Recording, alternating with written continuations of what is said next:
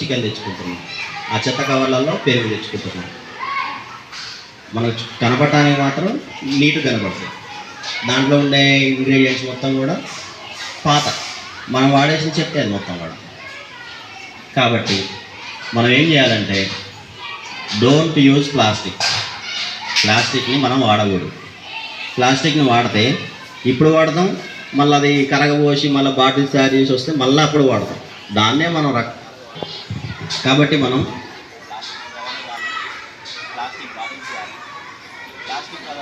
కూడా వాడకూడదు. మనం వాడితే స్టీల్ బాటిల్స్ వాడతాం, గుడ్డ సంచులు వాడతాం. మనతో పాటు ఒక స్టీల్ బాటిల్ క్యారీ చేయాలి.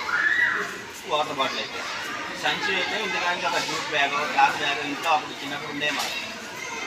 అలాంటి బ్యాగ్స్ వాడటం వల్ల మన చెత్తతోటి కాంపోస్ట్ తయారు చేయడం అనేది ఈజీ ఉంటుంది మనకి. కాబట్టి ప్రతి ఒక్కళ్ళు తడి చెత్త పొడి చెత్త వేరుగా ఇవ్వండి.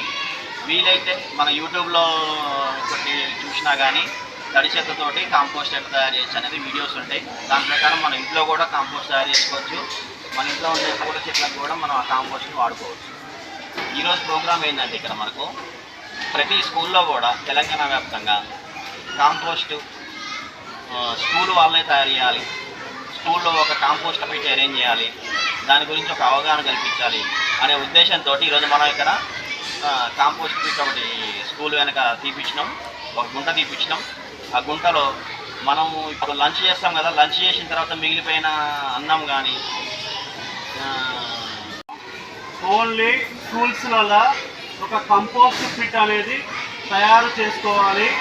ఆ కంపోస్ట్ని స్కూల్లో నుంచి వచ్చిన చెత్త చెదారాన్ని మొత్తం కూడా ఆ కంపోస్ట్ పిట్లో వేసి కంపోస్ట్ తయారు చేయాలి.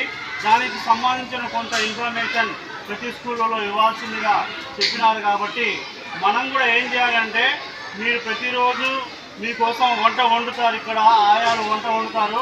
ఆ వంట వండినప్పుడు వచ్చిన ఆ పొట్టు ఏదైతే ఉంటుందో, కూరగాయలకు సంబంధించిన పొట్టు ఏదైతే ఉంటుందో, ఆ పొట్టు మీరు తిన్న తర్వాత మిగిలిపోయిన అన్నం ఏదైతే ఉందో అదంతా కూడా మనం ఇక్కడ తయారు చేసిన పిట్ ఏదైతే గుంట ఉంటుందో, కంపోస్ట్ పిట్ అంటున్నామో, ఆ కంపోస్ట్ పిట్లో తీసుకొని పోయి దాంట్లో వేసిన తర్వాత దానిపైన మళ్ళీ ఎండు ఆకులు